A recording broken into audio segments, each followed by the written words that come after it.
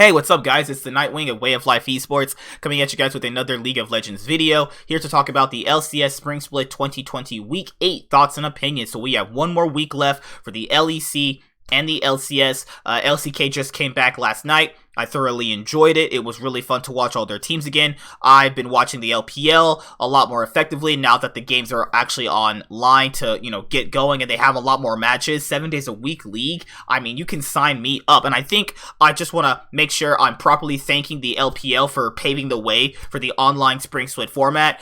The way they do it has been just exceptionally great.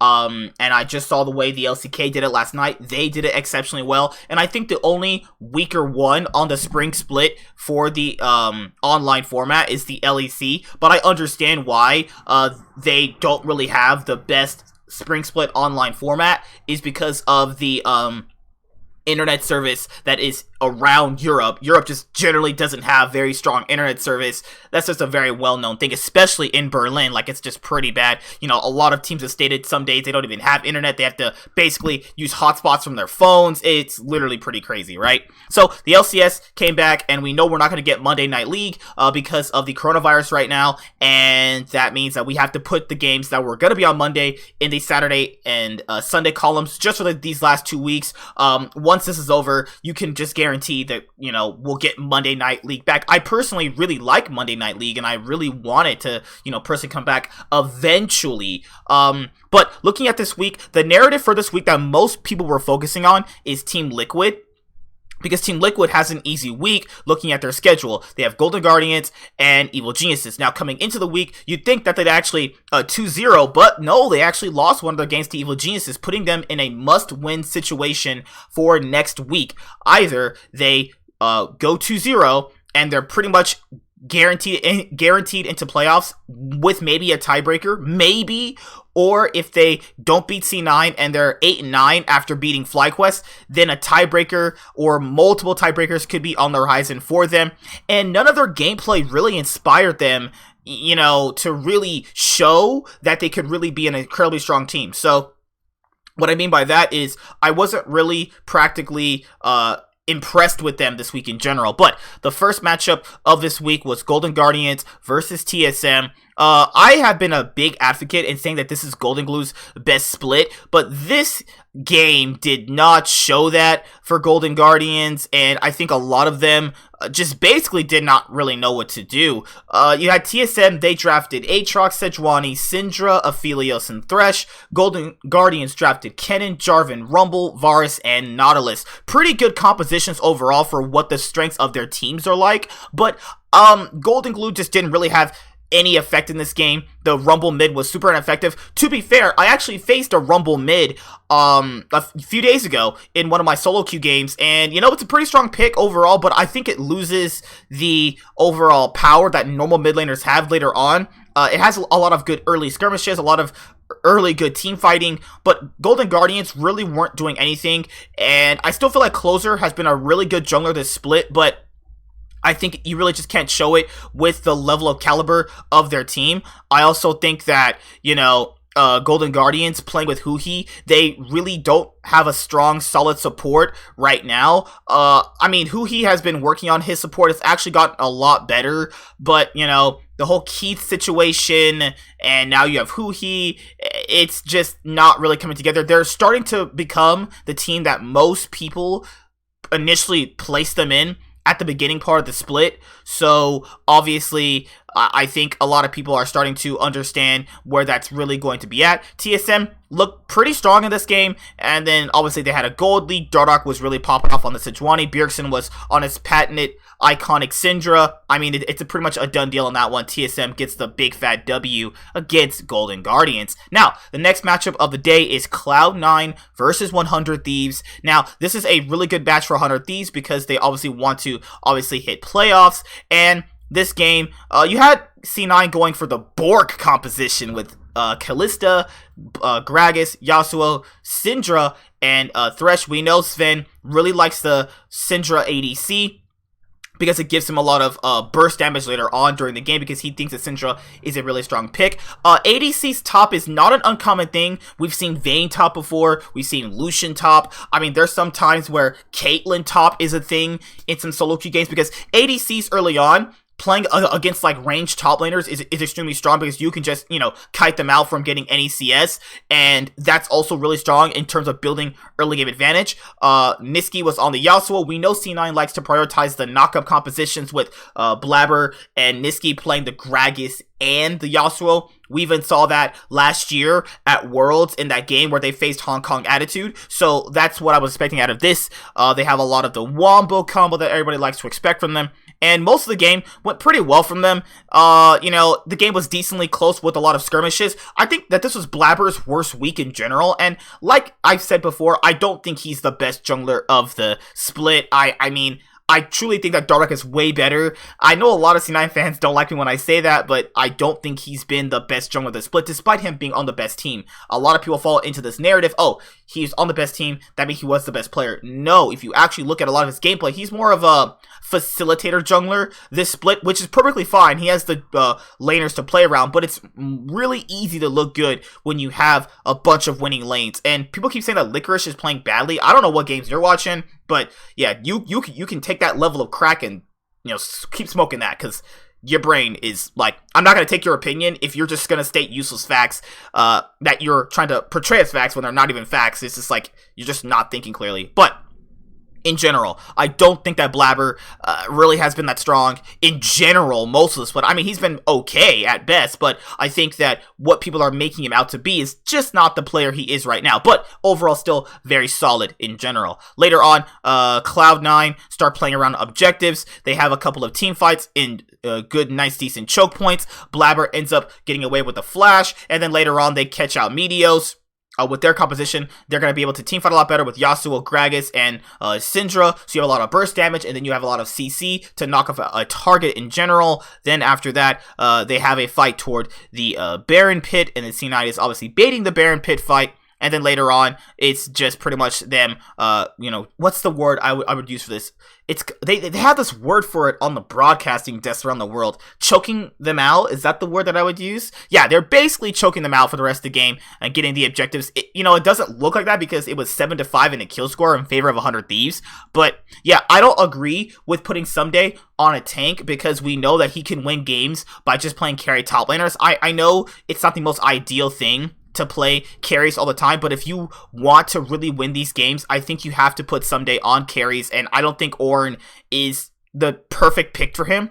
And later on, Cloud9 just clean outs in this game, and then it's pretty much a control game. They get an ace around 29 minutes in, and then they win the game, putting Cloud9 at 14-1 on the split. Next matchup is Evil Geniuses versus Team Liquid. So you think going into this match, Team Liquid has an easy shot at beating EG, but I don't really think they're that good. But let's be honest here, EG has been getting a lot better. They've been peaking at the right moment in time. Jizuke has been having his 2018 performances. Bang and Zeyzal look a little bit more less dog shit than they've actually been looking like the whole split, which is a good thing in general. Evil Geniuses start building up leads. Impact plays the top side pretty incorrectly from my own personal opinion. He gets ganked early on, put behind in CS. There's a team fight around the Rift Herald where he just has ninja tabbies and he flashes over the pit trying to get a kill. He ends up dying. And then later on, Jensen, I still feel like has been incredible this split. Doublelift played pretty well. I mean, there's nothing much the bot lane can do in the situation when the top side with Impact and Broxa have lost this much. And I don't want people saying, oh, it's literally because they don't have Xmithy. It's not the thing. I mean, TL made the right choice in replacing Xmithy. They made the right choice. Broxa, I still think, is the stronger player. But right now, it's not the time that is the perfect place to really show that because they are just trying to scramble and find anything that is going to work for them. Now, the thing I really didn't like about what TL gave EG was that they gave EG Svenskerin's Lee Sin, and I think giving EG comfort champions like Aatrox, Lee Sin, especially LeBlanc for Jizuke, and Ashe for Bang, that's something you don't want to do. I think they are a team that thrives off comfort picks, and I don't think that comfort picks for teams like EG are what you want to be giving them, because I feel like once they have comfort picks, they're a lot more cohesive and a lot more stronger. It's just like in your solo queue games, when you get those comfort picks, you're like, okay, I know I can win this game. That's how I am with a lot of my games that you guys have shown. I mostly just pick my comfort picks and then I start popping on. So I think giving them comfort picks makes them a lot more stronger. And we saw them pretty go to town on TL. I mean, they made TL look like a joke. I mean, Juzuke was diving Jensen, chunking him out. He can't do anything on the Cassiopeia if, LeBlanc starts chunking you out.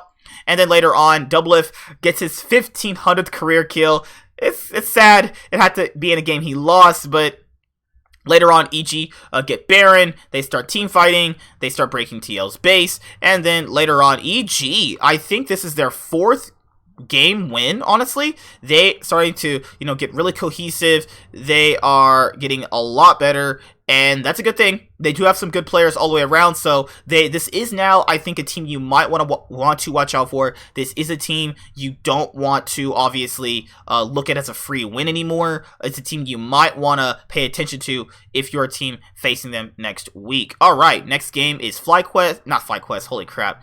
I think it's FlyQuest.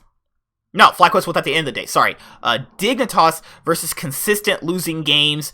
Dignitas, fun fact, and if I think this holds true, Dignitas has won 1 game out of the last, I think, 9, if I'm being completely honest, because they've lost pretty much everything for a while. They've won 1 game in the back end of the split. Like, that's absolutely just disgusting how this roster is put together for this much money, and they've lost this many games. Now, to be fair, in this game, they did make a lot of right decisions, but I don't want people saying, oh, well, they played CLG, that's a free win. To be fair, CLG has been looking a lot better with Pole Belter, but it's only because of Pole Belter. Ruin has been playing a little bit more better. Wiggly died very early on to Acadian's Pantheon, where he basically flashed in, did the whole spear thing, and then he killed Wiggly, and now he's behind. And if you put a jungler like Karthus, which is not a traditional jungle, behind, they're really far behind. They're basically just done. Around 10 minutes in, Ruin and Smoothie get a nice good 2v2 onto Acadian and Huni. Huni was actually on the Fiora, and I was like, oh, what the freak? I've not seen Huni on Fiora in a while, honestly. But you think that with all of these, 2v2 skirmishes CLG were trying to win, and even having Wiggly this far behind, they were going to win the game. But no, this was Dignitas's, I'd say, best game of the split so far. They played pretty well. And then it's only so sad that the next day just makes it feel so useless. But have they looked better with Acadian? I mean, I'm not really going to say that yet, because you got to factor in, just a few wins isn't really going to change most perception of what is actually going on. You figured with Dig drafting Fiora, Pantheon, Rumble, Kaisa, and Thresh, they really were going to do pretty well. CLG had Aurelia, Karthus, Orin, Misfortune, and Nautilus. So a lot of, not say comfort, but you kind of know what the compositions are going to do.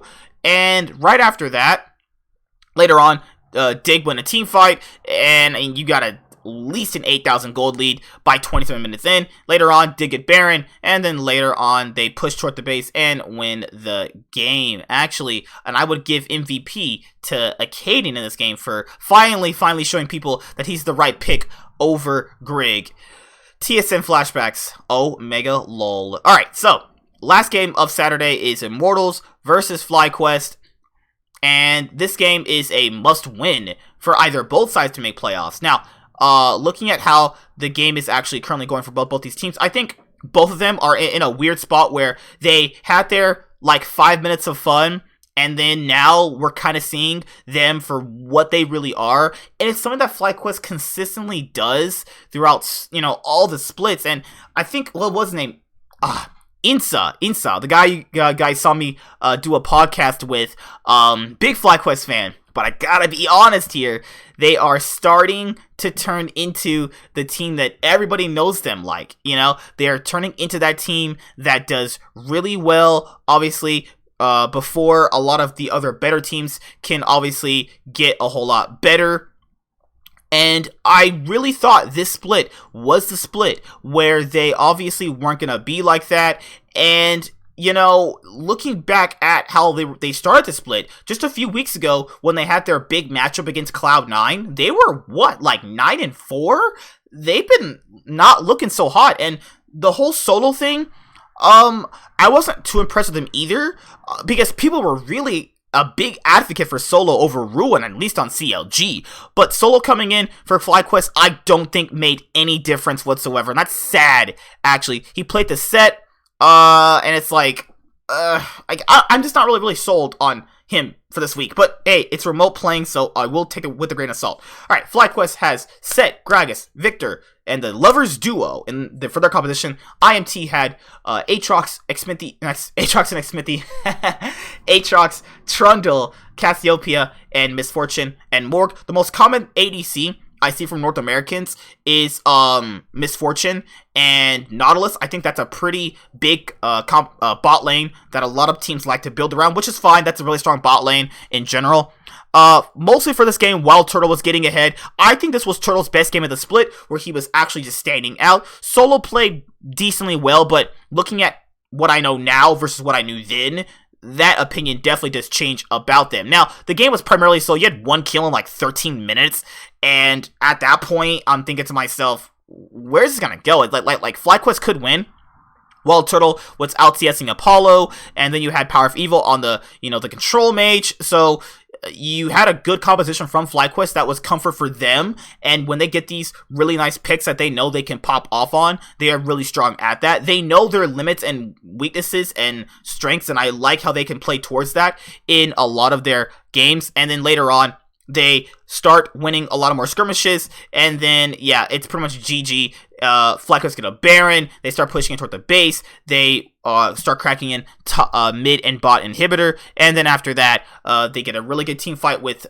Wild Turtle popping off on the Xayah, since he did really well at outplaying and out-farming Apollo, and FlyQuest move to 9-6 with their new top laner. Alright, the next day is Golden Guardians versus Team Liquid. I'm going to be completely honest here. This was TL's best game of the split so far. They looked like the TL that most people thought were going to be coming into the split. I mean, let's be honest here. This was their best game of the split.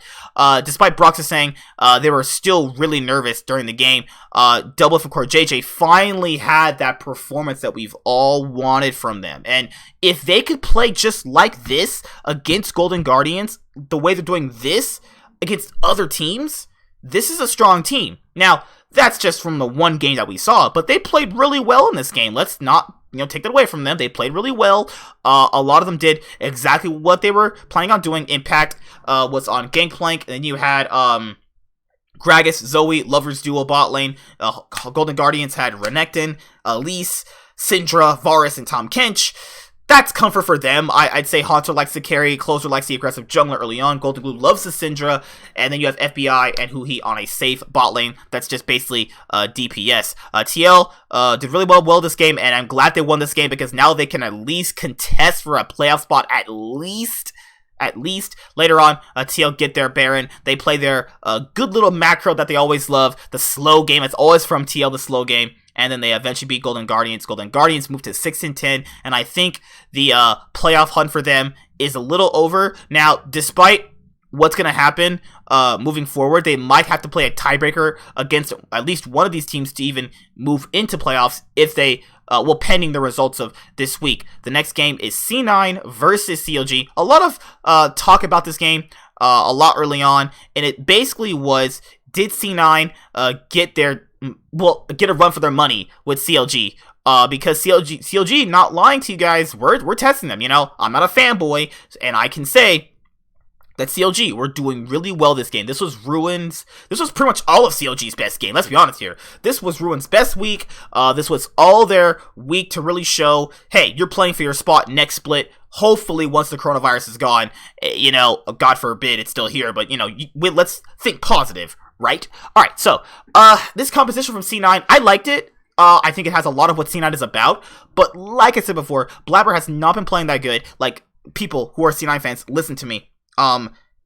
You have to be very, very non-fanboyish when it comes to these things. If they're playing badly, You gotta say, hey, they're playing badly. You can't be like, oh, well, it only happened because this reason. No, he's actually just playing badly. And not just him, actually. They all played kind of bad this game, not gonna lie. Testing things out is, I think, a stupid excuse, because if this was G2 and they're testing things out, you'd be okay with it, right? Right? No, because people would be like, no, if they lost this game and they just said they were testing it out, it more or less so acts like a failsafe, and I don't like that. I don't like that people get to use that excuse basically in general. You know what I mean? I think it's something that a lot of teams that are really good use that failsafe. Oh, we were just testing things out, so if we lost, it didn't matter. No, it literally mattered if you lose, because if you test things out and you lose, alright, then that's like, huh? But if you test it on win, you look like geniuses. I don't like that mentality. That's just stupid. But, in general, they didn't really have a good game. It was back and forth for most of the time. I don't know what people said where it wasn't back and forth. No, there was a legitimate fear that they could lose this game. Now, it's not that big a deal. It is a best of one, but I do want to give CLG credit in this game. They played really well. C9 played the team fights very well. I think CLG played the skirmishes really well. So, that's what I'll give them for that. And don't give me that goddamn excuse of they were testing. Do not say that. You sound like such a fucking shill. You sound like such a tool when you say that. I don't care what casters said. Most of the time, casters are saying what we're thinking anyway, so it doesn't really matter personally. But for you to say some shill shit like that, like, just stop. No, they played this because they actually thought it was good, and they were actually getting a run for their money from CLG. There's nothing wrong with admitting that. I mean, this is a best of one. These things are close, but they do have the better players pound for pound. So, you know, at the end of the day, they won the game. I just don't like when people just say complete bullshit for, like, the reason to make their egos feel better. Oh, well, we weren't going to lose to CLG anyway. No, there was a legitimate chance we could have lost this game. Not even kidding you. Whoever says that's not true, well, your opinion's retarded. All right, so next game is IMT versus TSM, and TSM, pretty much consensus second best team in the league outside of C9. Perfectly fine.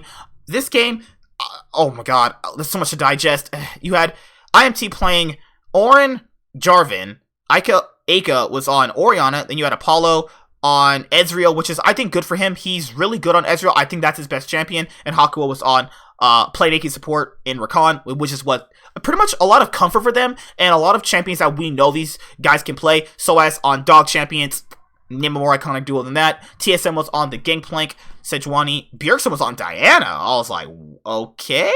And then you had Kabe on Zaya, and then you had Biofrost on Nautilus. You know, this game was decently close, all things considered. I think there was a lot of back and forth. Bjergsen looked pretty uncomfortable on said Diana pick, so, I mean, are they testing things out? You know, it's that, you know, kind of argument right there is, you know, what was really going on with a Diana pick? I think most TSM fans would point to that. I mean, the game wasn't really that bad. Honestly, IMT just outplayed them. That's pretty much what it was like.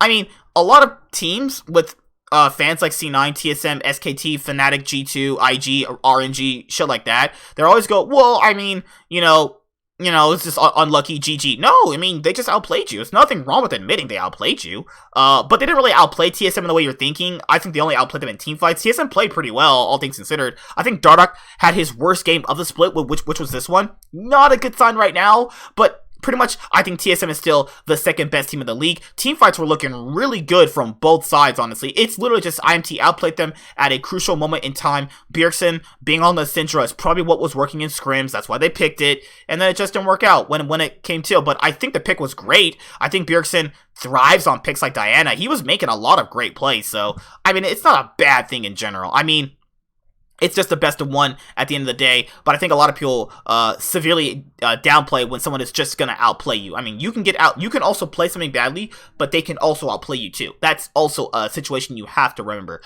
Alright, 100 Thieves versus FlyQuest. 100 Thieves have to win this game because they need to at least put a win in between themselves and another team. Are they peaking? I'm not really too sure. I'm just still not sold on them. Like, they just don't look that good, honestly. I think that 100 Thieves is a big portion if it's the same thing. Like, literally, the next day after they lost to C9, they literally put Someday on a carry, and then they magically win. Oh my god. 100 Thieves were on Aatrox, Trundle, Orianna, Aphelios, Nautilus. Nautilus is a really common pick among North America right now. FlyQuest has the Orin, Rek'Sai, Ahri, while Turtle is on Misfortune, and you have Braum for Ignar. A lot of comfort for FlyQuest. What's his Ravioli? Shouts to you, man. He wanted to shut out Power of Evil, and I wanted to shut out Power of Evil too. Power of Evil was absolutely insane this game. I mean, we're talking about Power of Evil and Mitsuki in contention for like top 2 this split, which is pretty crazy. And most people only see Bjergsen and Jensen that way. I don't think FlyQuest played that bad this game. I don't think neither side played it bad. It's just one composition that is just better during a certain part of the game. Someday was really popping off on the Aatrox toward a certain moment in time. He really showed why he is their best player. He was going under towers, trying to get solo kills, and he definitely had enough power to do it, but, don't want to go under tower with the Ahri and an Orin. That's nothing you want to really be contesting if you're an Aatrox. Lovely top lane main such as myself. I love top lane, you guys know that. My favorite role in the entire game.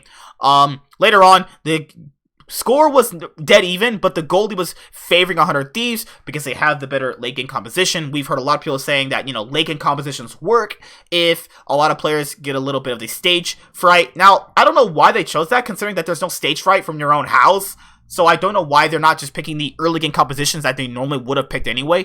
But if this works out for 100 Thieves, then this works out for them. They have to at least win this game to at least be in contention for at least a 4th place spot. Now, it's kind of crazy that they could even be 4th place. And FlyQuest did really well at certain points in the game. 100 Thieves get a good team fight toward Baron. Ryoma had his best game of the split as well. A lot of these players that weren't that good when the Spring Split went to online, they had a really, really nice showing online. Like, Aka played well. Ryoma had his best game of the split. It's like, what the hell?